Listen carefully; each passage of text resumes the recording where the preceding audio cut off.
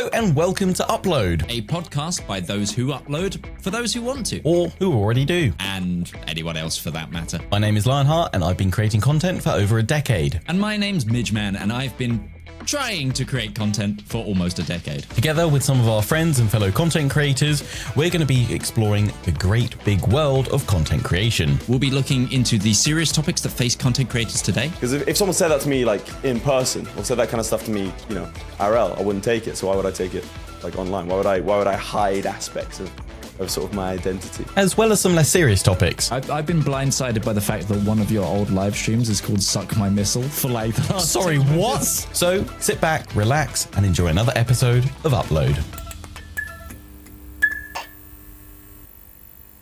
Hello and welcome to Upload, the content creator podcast for those who upload, for those who want to, and everyone in between. My name is Midgeman. And it's your boy Lionheart, because these caps. We both decided to wear these hats for some reason because today, before we get on with today's episode, don't forget to like us, rate us, share us, comment, and turn on any auto downloaders is the word I always struggle with in this intro. Any auto downloaders so that you do not miss an episode. Now, Lionheart, what are we doing today? Hashtag not sponsored by Twitch, despite the fact that we probably look like a walking advertisement for them.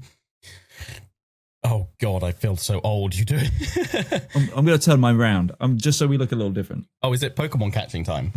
Oh no, no, I was doing it so we look different. I was doing it so we look different, and now we've both done Okay, I'll go back. Okay, you go back. Yeah, this is Welcome I'll be to Ash. Swapping Hats with Midge and Lion. So outside of swapping hats, what are we doing? We're doing a bit. We're going to do a bit of state of play about Twitch and recent announcements. But the last time we got together for the podcast, it was just after Midge come back from TwitchCon.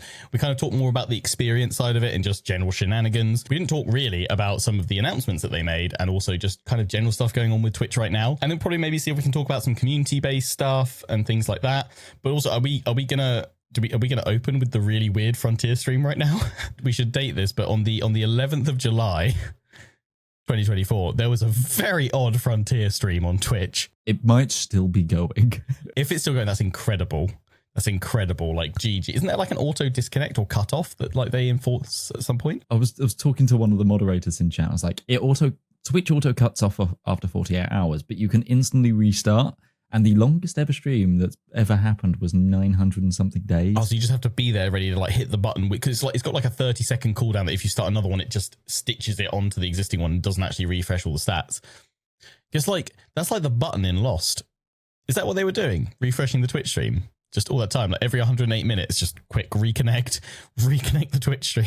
Also, we got bullied by the editors, quite rightly, but we got bullied at the beginning of the podcast because we've been too excited in the most recent episodes and talking over each other a lot, making their lives absolutely difficult. But then again, this is what I pay them for. So hopefully they've through the power of editing made it not seem as chaotic. But I think it's more that you can very much tell when we get excited and we both have lots to say about something. And I think in some podcasts you look at the dynamic and sometimes the dynamic's off and it's just not quite right with either the host or the guest. But I think, again, one of the things that I think just we gel pretty darn well. It's natural that at times you're going to be speaking over each other because it's not a case of like my stuff that I've got to say is more important. It's just like, I'm so excited. I literally just need to like word vomit this all out now because I'm just thrilled to share this news or experience or whatever. And sometimes, you know, even creators such as us that have been going for decades, even we sometimes get that pacing wrong. And that is like a constant thing. Like you'd think of it after this point, like people are like, oh, your commentary is like so different to when you started. Yeah, I've gotten into a style and stuff, but still sometimes I go trip over a word. I keep saying this every year. I should make a failed intro blooper reel of the number of times I go, hello and welcome, and I'll trip up on something and then I'll end up probably swearing a lot, which never makes it into the edits or anything like that. And I'm always better when I do a series live because I think weirdly, I have that added pressure that it's live, so I know I can't screw it up, but also I kind of roll with it a little bit more, and I just I lean into the skid. Whereas in a recording, I'm like, no, this will be perfect when it goes out. I will redo it 100 times. I've noticed something as well when I record that I absolutely hate. And I think it's because of the part of the UK I am from, and the fact that technically this accent is not my natural accent. This is a trained voice. I essentially do not enunciate my words well enough at all. And because I speak quickly, sometimes I will listen back on recordings. I'm like, I don't even know what I said there. That was illegible. And normally it's because I'm so into the game that I'm just like focused and I'm not thinking about talking, which is really bad. And me, especially, it's like I was trained to do voice stuff, and still I sound like I've been punched in the jaw. But it's one of those things with content creation, though, right? Because you're not just playing a game. You're playing a game. You're commentating a game. You're also checking your settings. You're checking in chat. You've got like 3 or 4 things going on all at once. Versus, because I think it's the same thing when people go, "How do you miss this obvious thing?" I'm giving you some advice or whatever. Like, why didn't you make this obvious move? And you're like, either one, it didn't fit my play style, or yeah, it was obvious and I missed it because I'm trying to get my brain to do like 3 or 4 times the number of things it should be doing in one go. But I don't know about you, but when you ever go through like your edits and stuff, you're scrubbing through or something, and you get to like a block of audio, and you're listening to it, and you can see, I don't know, especially if you've got a face cam, maybe sometimes see the terror in the eyes, because you know that you're thinking ahead too far where your words are, and it's all coming out, and you're like, I'm hoping this is going to make some kind of sense. I've seen that a couple of times in CK3 where I'm trying to talk, and it's like I'm tripping over the words that I'm trying to get out because my brain's 3 words ahead, but then it's trying to remember that it's still trying to say 2 words back, and it's just a verbal mess sometimes. I've noticed I have a bit of a problem at the moment where actually my brain is working way too fast for my words, and I stumble so hard. It's almost like a level of a stutter. I mean, I feel like I've never like done a test to check it, because I think it was like probably the next generation of schoolgoers that probably had it. I wonder if I'm dyslexic sometimes. Because generally, I feel like my brain's trying to like stitch in 2 or 3 different words or sentences all at the same time, and then something comes out, and I'll be like I used to Civilization, when I was playing that, when you would complete a tech, it would go art mastered, and I kept on going mart arsted. Oh, nice. Like for the longest time, and it became a thing. So when it eventually did, I'd be like, it's another mart arsted, because my brain was going at like 500% speed, and you were just like, oh, right, yeah, I'm saying something. I'm making up words now. I used to do the same with coin toss, became toin toss. Yeah. I was tested for dyslexia twice, and I passed those tests, essentially, and they just told me, no, you're thick, you just can't spell. They need to do the test when you're doing 5 things all at once. That's how to be. So I actually think it could be, for me, it's tied to probably ADHD, which I'm, again, undiagnosed, but it's a lot of things recently. Hello, uploaders. Midge here, cutting in over the regularly scheduled content with an important notice for the podcast. In the coming section, we began a cursory dive into mental health and neurodiversity, and its crossover with the content creation field. More precisely, interactions with ADHD and autism and other neurodivergencies, including our own experiences exploring our mental health journeys. We came away from this section unhappy with how we held the conversation.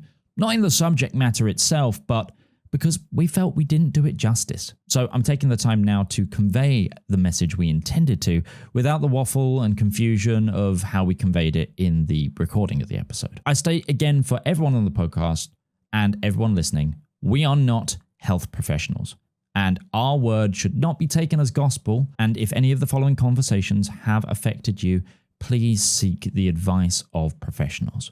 We live in an age where accessibility to the information around mental health and neurodiversity has spiked, with short-form content from both medical sources and from people who are just sharing their own experiences becoming an accepted part of the mainstream. It's not perfect, but it's better. Every individual person's journey is different, so to hear from varying sides in an ever-expanding field can be very validating and give you a unique perspective on your own journey.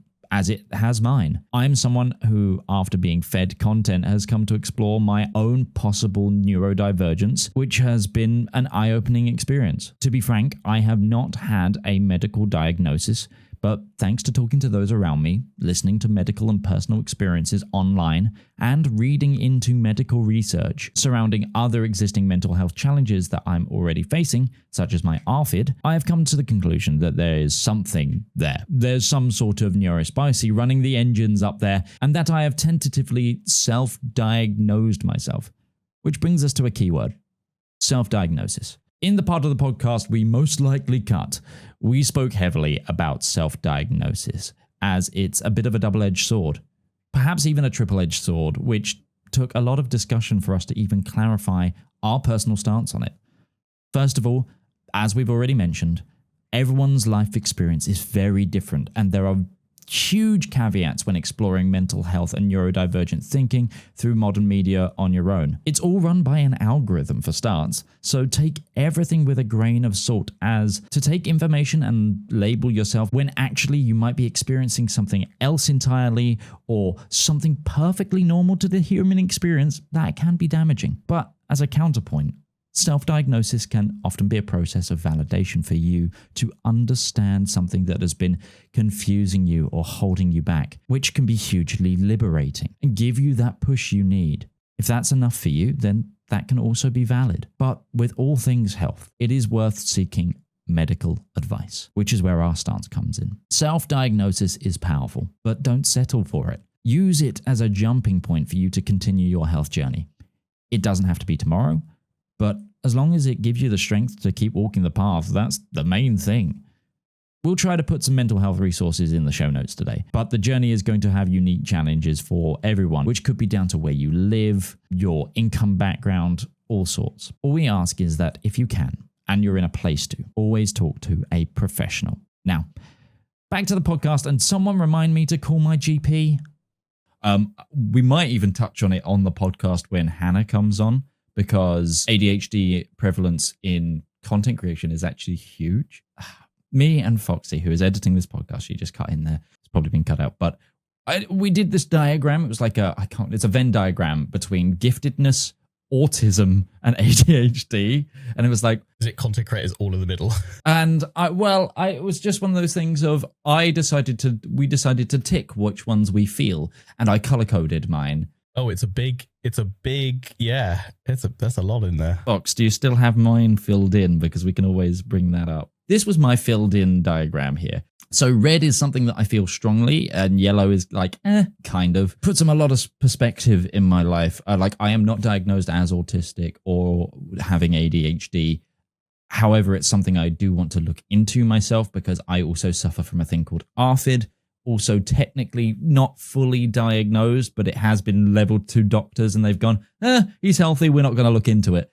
ARFID, for those who don't know, is assisted food intake disorder. Essentially, I'm medically a fussy eater, and it stems from a irrational fear of choking that I picked up when I was in my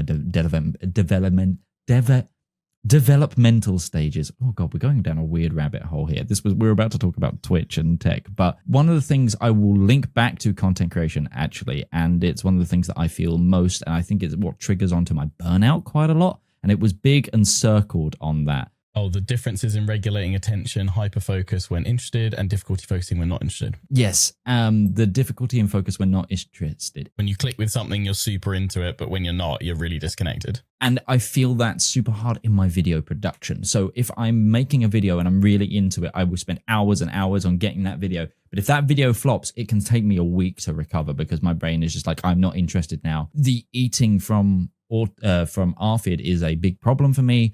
For example, at conventions, the fact that what I eat is so limited, it makes like going to dinners for, PR or like talking to things difficult. And it's one of those things of, I'm gradually getting close to my 30s. I know that my physical health is going to be tied heavily to what I eat and my diet, and my metabolism will not keep up forever.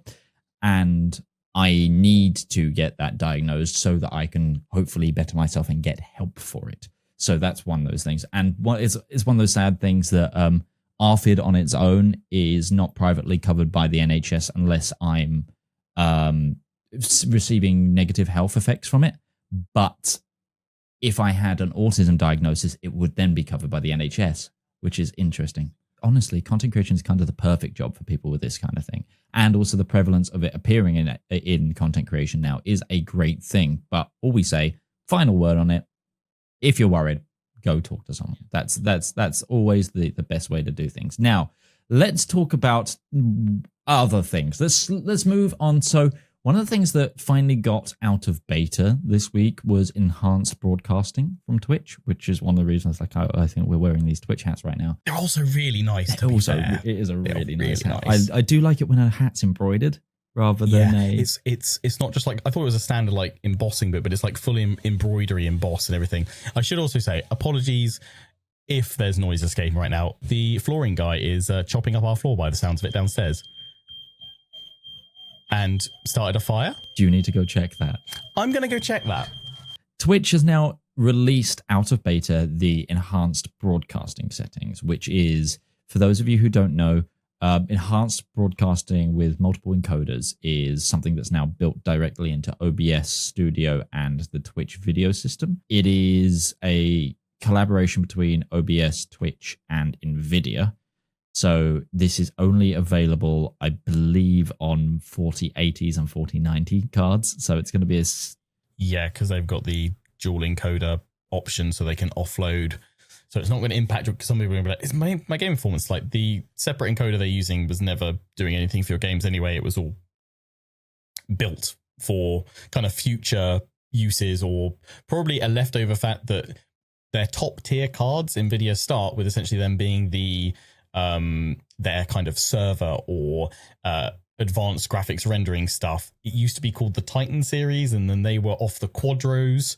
So it's like Quadro, Titan, which was like, the Titan was like this weird product for like elite gamers or like top end content creators that wanted maximum FPS, but also dabbled in, say, 3D modeling, and that didn't want to spend the $4,000 for a Quadro card, which was basically the same thing, but again, tuned more to align with 3D modeling, advanced animation, and stuff like that.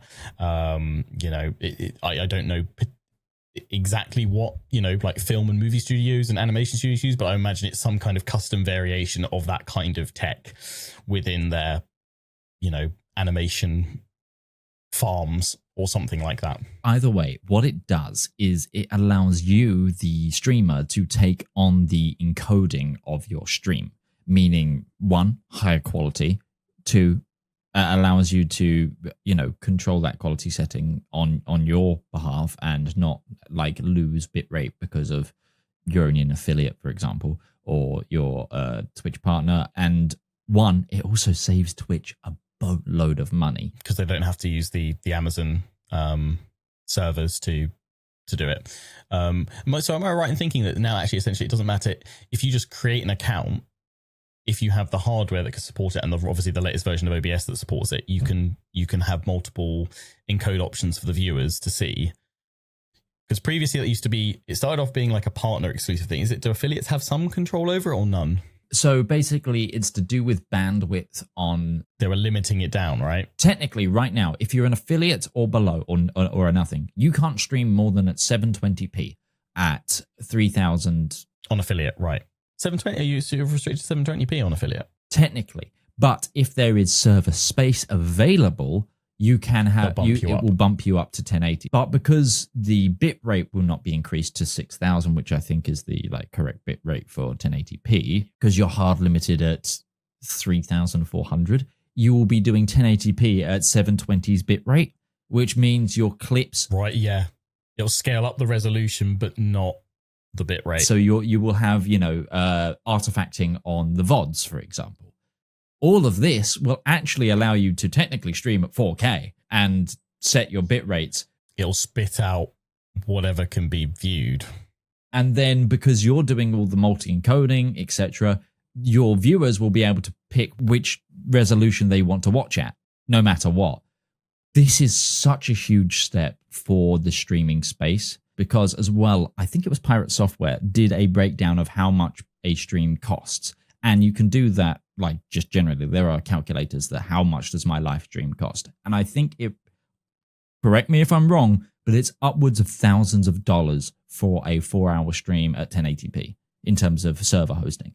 When Twitch started, well, it wasn't Twitch, but I think it was either people working at Twitch or or people that were kind of insiders into it were starting to say, like, everyone has this misconception that since Amazon bought us out, we get to use their servers for free. It's like, no, we are a part of it, but we still have to pay for those, which is fair, right? I mean, you think they might do a little mates rate, but it doesn't benefit anyone. Like, there's no way to discount the running costs of a server. Once the initial investment's there to set up said server, using it is a fixed rate fee that is never going to change. If it's on and you want to use it, it's this much, right? It's like kind of like a toll fee for a bridge. Okay, they could increase the toll fee, but to get to the other side of it, you're always going to have to pay this amount to do it. Interesting. I've actually just opened. What have you just learned? Because you just went like, you were kind of like wide-eyed kitten zoning in on like, what Nvidia GPUs will be supported by enhanced broadcasting? Automatic stream configuration will work for GeForce GPUs with Nvidia encoders as far back as the 900 series. Christ. I think that's the enhanced broadcasting. So not the. Is that the AV1 stuff? No. So I think this is just the encoding. But they don't have the dueling. Is it that you can do the transcoding, but not the transcoding?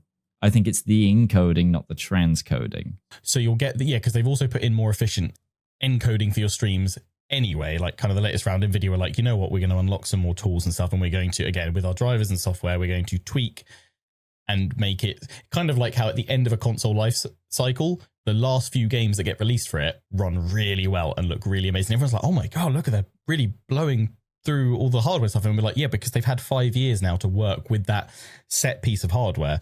This is essentially Nvidia have had years now to work alongside OBS because they're like one of their top tier supporters, contributors, whatever. OBS has a thing of contributions, what have you.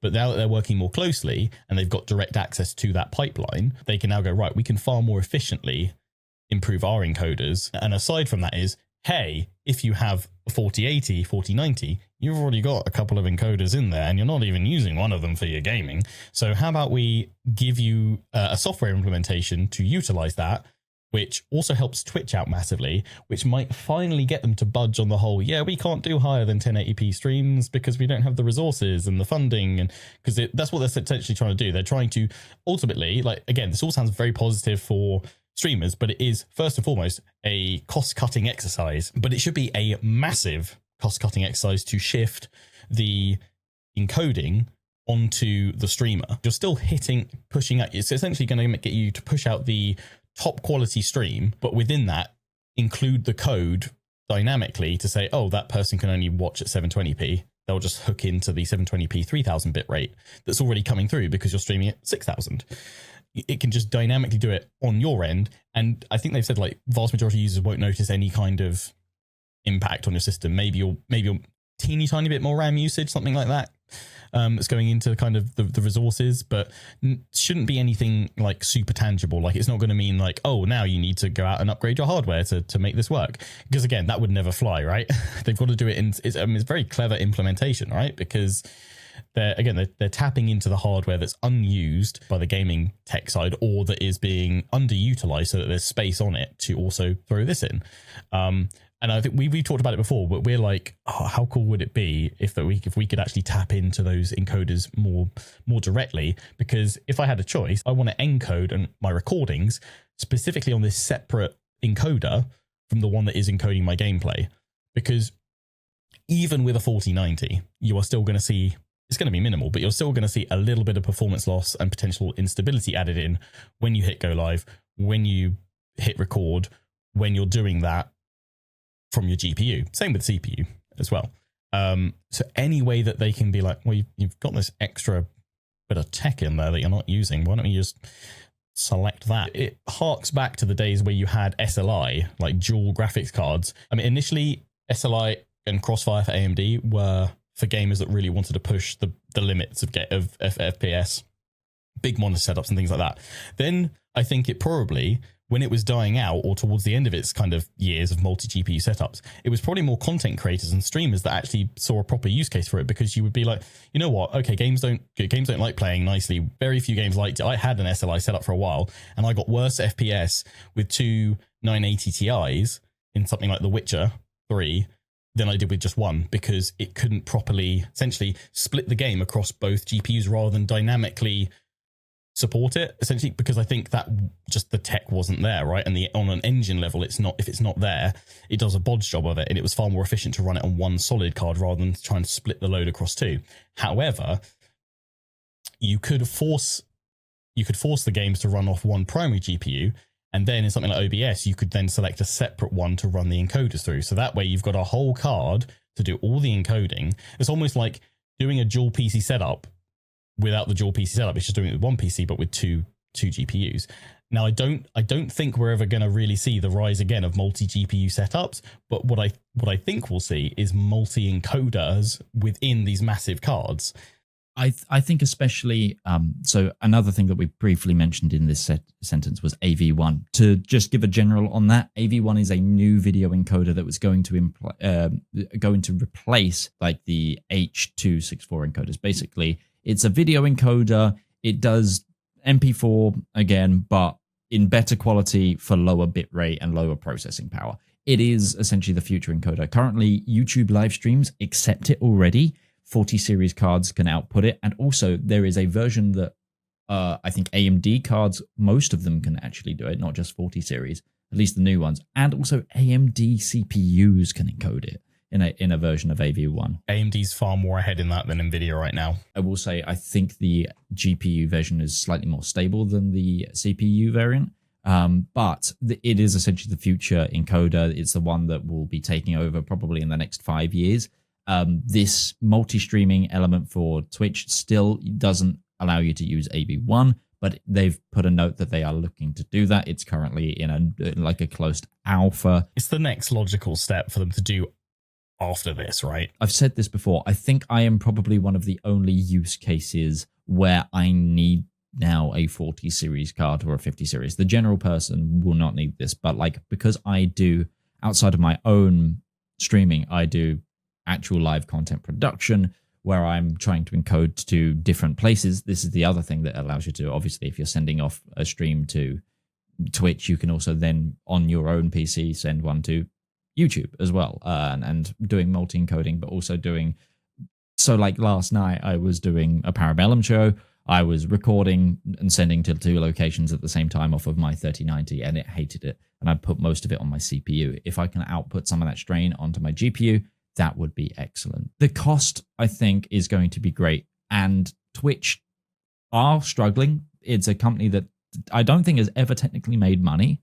I think is, and also the renting of server space to stream from is what's just closed Twitch down. I think it was last year, where they're now no longer in South Korea. Yeah, they had to withdraw, didn't they? Because they just couldn't keep up with the costs. Imagine saying goodbye to our whole geographic because you're like, we can't maintain the costs of running the servers. And yeah, because also they had to pay is both partially server maintenance and also partially taxes, I think was the reasons. I think it's not just server maintenance. If you can start offsetting more of those costs, it will allow the company to grow and possibly actually start, for example, offering better splits. For example, if a content creator is no longer costing Twitch this is where I'd like to see it go. If this person is using transcoding, they get a better subsplit, for example, if they are doing all the hard work, because then essentially it's just Twitch is the hosting platform and they're handling the payments. So I'd like to see if that opens up people to go to an 80-20 split. Now, I'm not saying that would go right away, but it's like, that's where I can see the space going, and I can see it being a lot more easy to navigate one of the key issues with content creation, which is getting paid for what you're doing.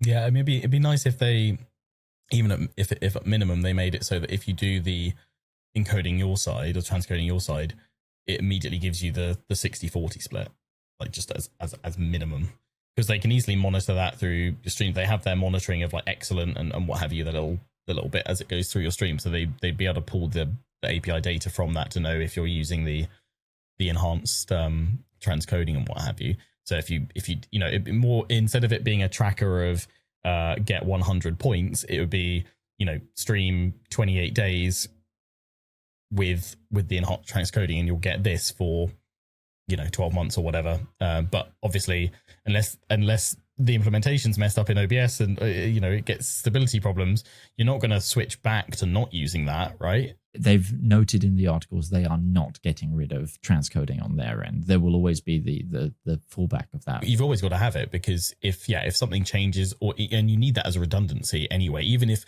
in the future tech moves completely away from it and there is just no need for it, you need that as a redundancy if something goes wrong, to be able to have that backup. You always need that kind of like software backup if the hardware loses it. So we've talked slightly about Twitch, and things that there's a nice little note there of what they can do and how they could pivot this into a good benefit for the community. Let's jump back to that Frontier stream where it's still going. It is still going. It's 20 hours. Literally, I just watched it tick over 20 hours. One of the things that I've noticed in this chat is people are so confused, but also it's generating hype. And we spoke quickly before this broadcast on, can you imagine if they don't announce a game now and they've just been generating this hype over nothing, what that's going to do to a community? This would be incredible. Well, let's talk about community management and that element of content creation, because it is something that has to go alongside content creation. It's a constant, community management is you get out of it as much as you kind of put into it, right? And I think it's something that perhaps not as many are aware of or don't really think about it. But what happens when you have problems within your community? Do you feel a sense of ownership over it? Various people have different relationships with their communities, and it's been interesting with some of the guests when they've talked about communities and stuff and how they interact. You can tell there's different levels. Some view it more purely as a very much straightforward kind of almost business relationship. I'm the entertainer, you are my paying viewers to come watch the entertainment.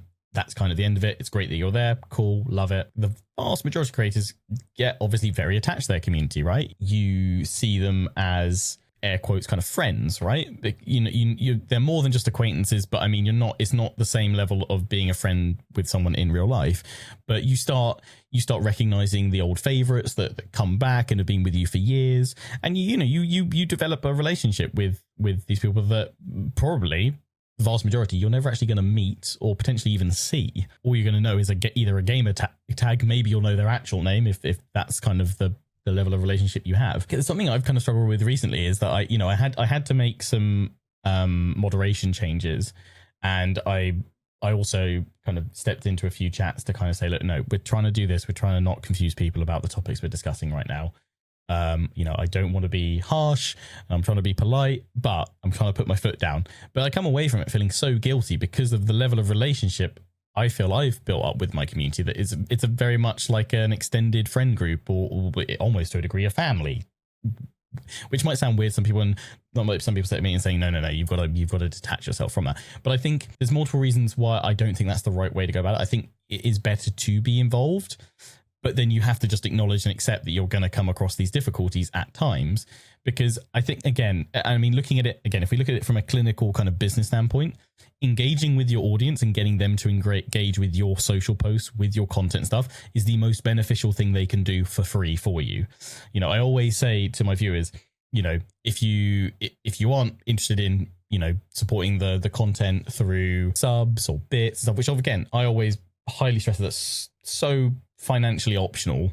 It's never a requirement to enjoy or watch any of my content. I would much have people for years never spend anything extra on anything I do, and as long as they enjoy the content. If people want to go that extra step, and it is always an extra step to buy some Holy with my link and affiliate code, buy a PC part via my overclockers link, buy a chair through the Noble, all the affiliate bits that I'm with. If they want to do that, fantastic. If they don't, totally fine. I think it would be a lie to say I don't care. There's probably a tiny part of me that's like, oh no, please buy the stuff that I'm working hard to develop these business relationships with and these sponsorships and stuff, and I'm trying to get good deals for you guys at the same time.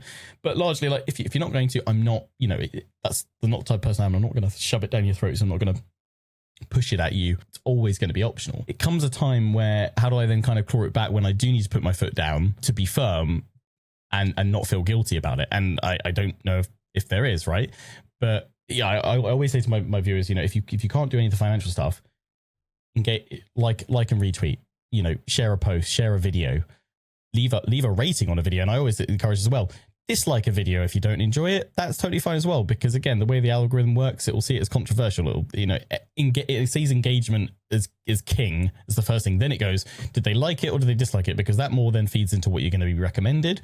But because you disliked it, it might try recommending that video to a different subset of people because it's going to follow view trends. So it's like liking or disliking a video is always far better than just going, I'm not going to bother rating this video at all. And again, it's something that takes like a second, right? It's very difficult to not have a personal relationship with your community when ultimately for the vast majority, the number one goal is to build up engagement. I don't think you can do that by being very clinical about it. Okay, if you're big enough and a grand enough creator, you'll have a following no matter what, right? But I think for the vast majority of creators, nurturing that little seed into a tree or even a tiny bush, is very much worthwhile, because I've met some fantastic people within my community, some that I actually have gone on to meet in person, and one or two, I've gone to kind of be like probably true friends in real life from. And I know there's lots of, you see some people say like, oh, we met on a Discord and we ended up getting married or something, like, there's all these wonderful, like, heartwarming moments out there, and people saying that they felt really alone and what have you. They found a community that understood them, that got them, that played similar games. They bonded, they did multiplayer sessions. That's a wonderful outcome to have it. But I think there's not like a curse, but there is always that thing of like, I think I'd struggle within my in real life friend group to be like, you've just made me feel guilty about something.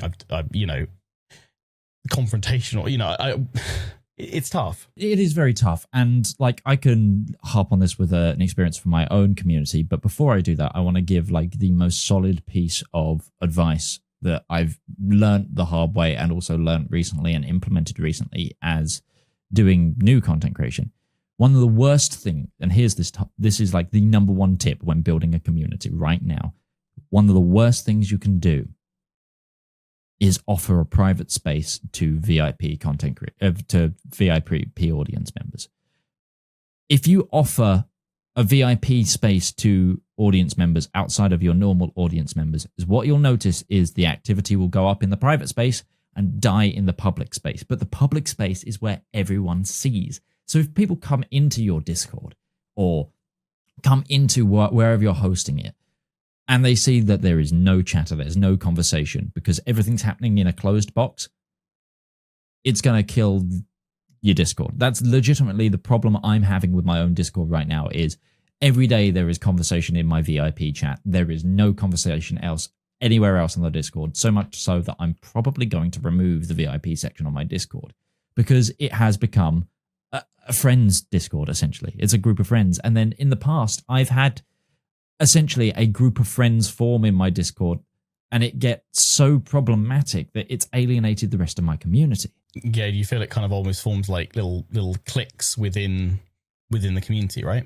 Some of those people were moderators of mine. Some of those people were content creator friends of mine. Some of those people were just, members of my Patreon and stuff. And they formed this kind of group. And it when we eventually did have a falling out, and that really is a gut punch, and you just have to kind of amputate that from your community for the health of the community. But because my community was so split between VIP and a non-VIP, I've essentially got a dead Discord of about there's like 700, well, no, it's more than that.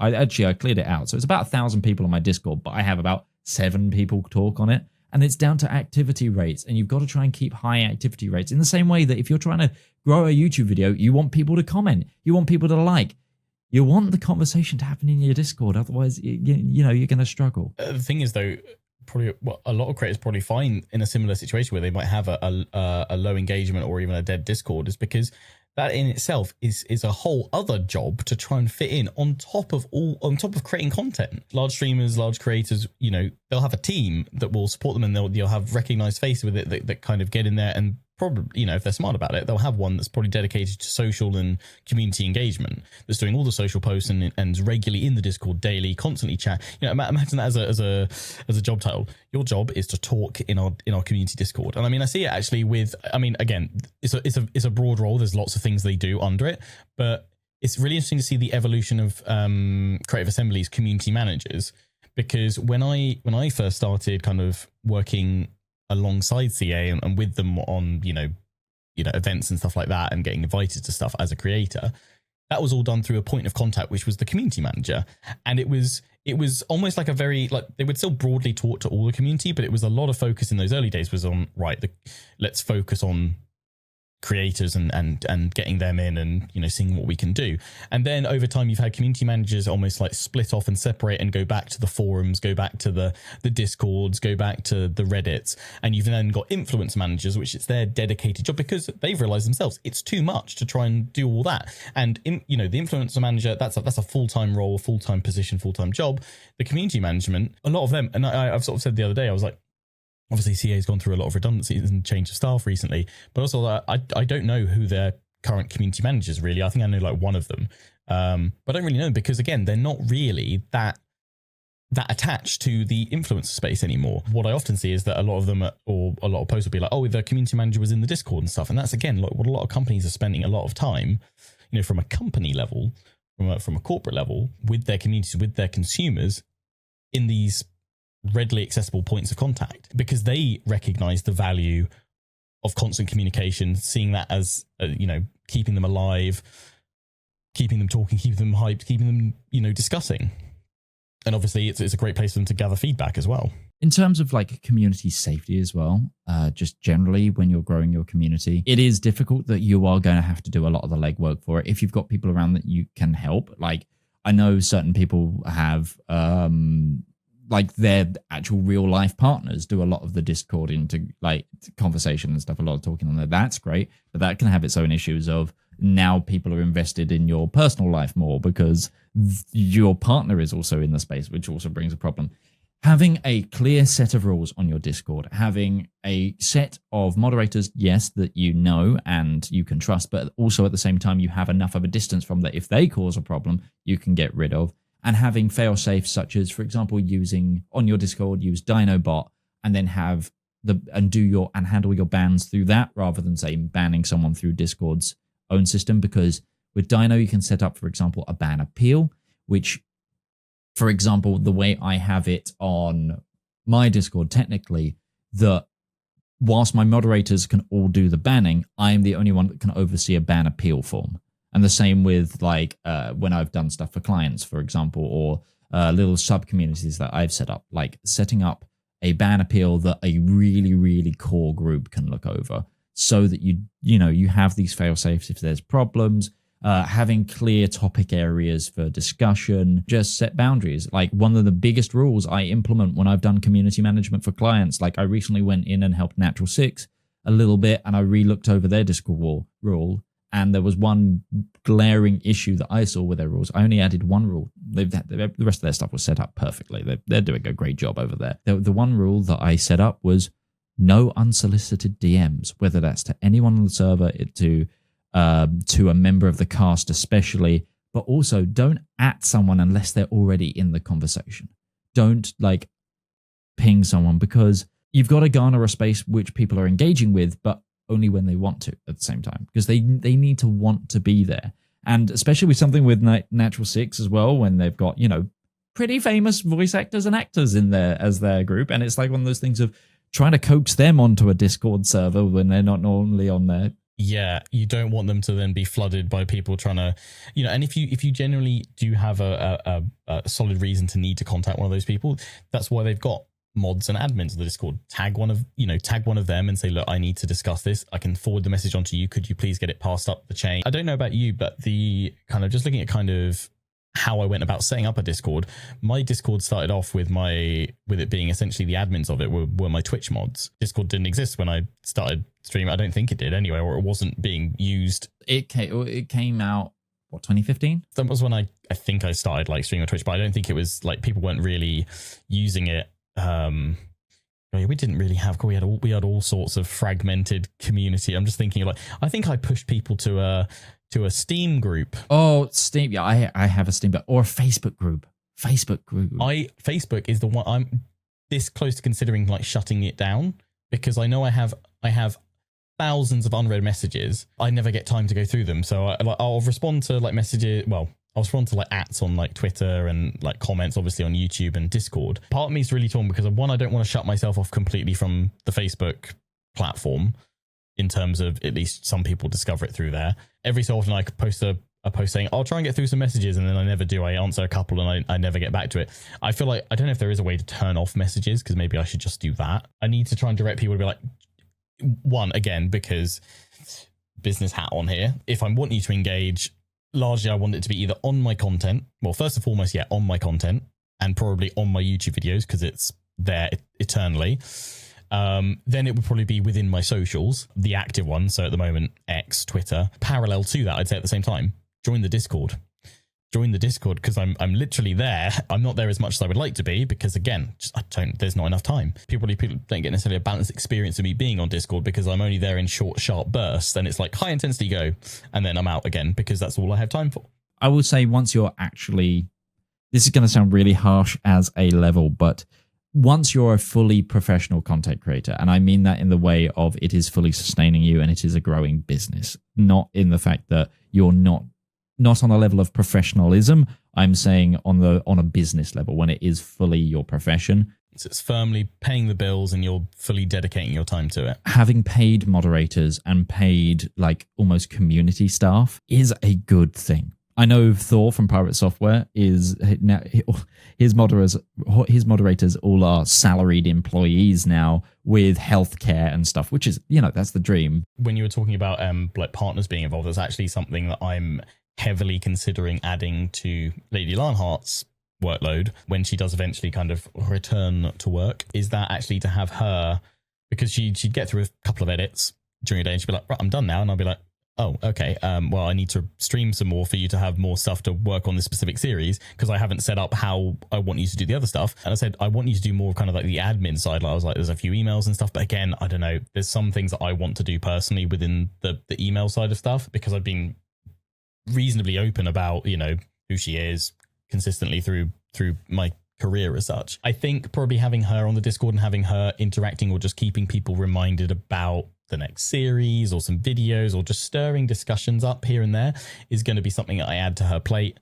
It's something fairly straightforward. It's also something that she can do quite flexibly. I can set it up on her phone if she wants, and then she can be doing it out and about while still being with the kids or whatever, if that's what she wants to do. Community management takes a lot of time and a lot of energy. And I would say, if you are a content creator who struggles with your community slightly, in that regard of it's taking a lot of your time and you do have the money for it, even if it's just paying someone for like 10 hours a week, like hire someone. Honestly, I feel it like just I'm going takes to some get of that messages pressure. from my mods and admins now, say like doing a little riot pitchforks, being like, we want pay. And I'm like, and I always do make it clear, if you are in those positions, it is entirely voluntary. If you ever feel like I'm asking too much, let me know.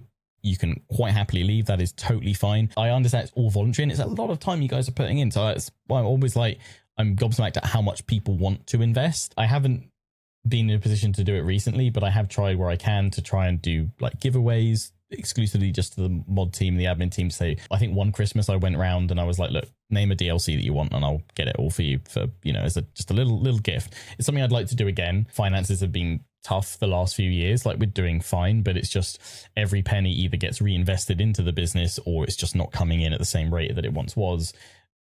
Just change of structure and also the ebb and flow of it all. You don't have the luxury of doing deficit spending like I am.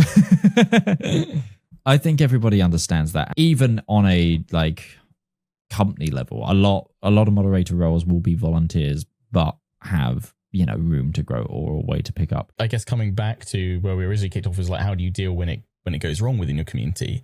Like, I don't think there's anything else to say on it other than if it turns hostile and you get a mod that, is starting to disagree with you and it's not productive to the community you're trying to nurture. It's a tough choice, but it is the only choice you can do, which is to cut ties. And, I see it occasionally on Twitter. Someone goes, I had to get rid of this Twitch mod or whatever because we were just butting heads all the time. Yes, they were a valued member of the community, but it just wasn't work. And it's I can understand that.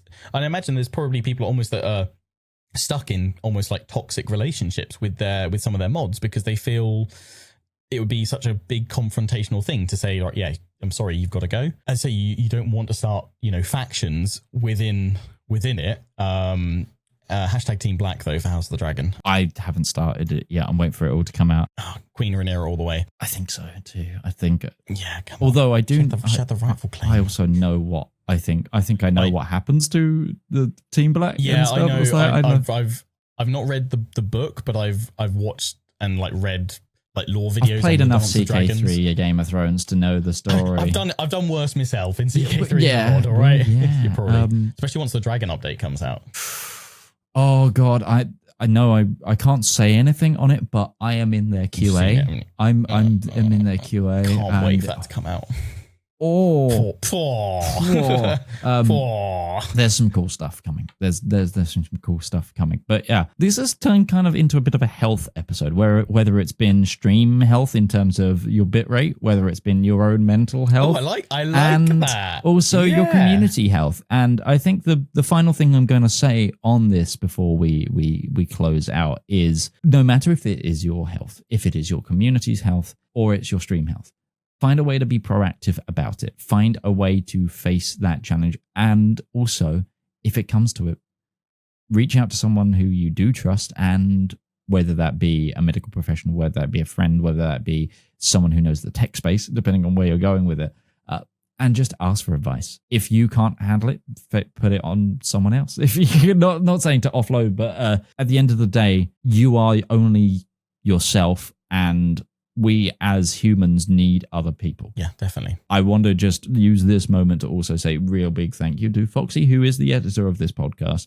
but she does so much more than that, even though I've never asked her to, and it's purely out of the chaos of working with me.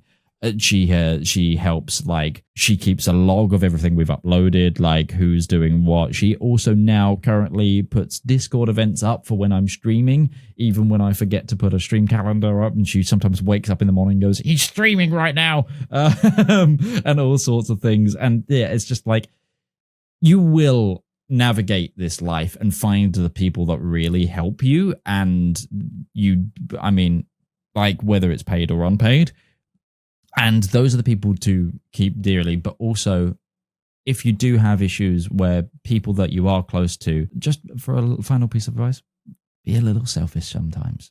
You've got to look after yourself. If you strip it all back, you've got to do what's best for you, and then you work it out from there, right? I wish there were better, almost community network spaces for creators, because I think one of the most helpful ways that if you were struggling with a member of your admin team or your mod team, if you're a bit confused as to who's going to side with who, or you don't want it to become factional, you don't want to cause any upset, best probably other people to speak to would be other creators that have perhaps gone through it and can at least support you. And even if it all does, shit hits the fan, you could talk that. And I wish there was an easier space, or creators more willing. I mean, I'll open myself up to it, but at me if you're a creator and you're struggling with those things. I can't promise that I'll be able to get back to you, but I will do my best to just try and talk it through, because like I said, I think we've said that this podcast is almost as much for us as it is for you guys. This is almost therapy for us to just kind of talk through stuff and get stuff out, to bounce off of others' ideas and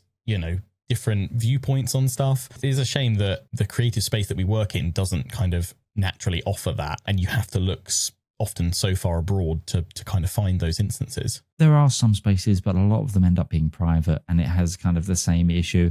Yeah, and it becomes almost like a clique or a club. Or certain people will host communities, and then they'll also kind of get a little bit too big sometimes for like really niche scenarios. Yeah, because if you can't have that one-to-one when you need it, what's the point, right? I think we will at one point open up a community space for Upload, and it will be something that maybe we do sooner rather than later, just so we have more of this, the ability to talk about these things just generally, and also offer that space. If you are a creator of any shape or size, do you have a question for us, or something you'd like to tell us as other creators and share with us about anything really kind of within the creator sphere? Yeah, let us know. hello@uploadpodcast.co.uk. I missed that from the intro.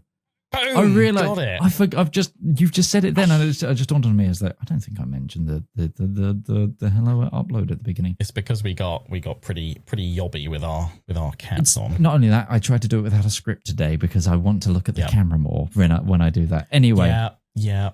Friends, thank you so much for listening, and catch us next time we upload.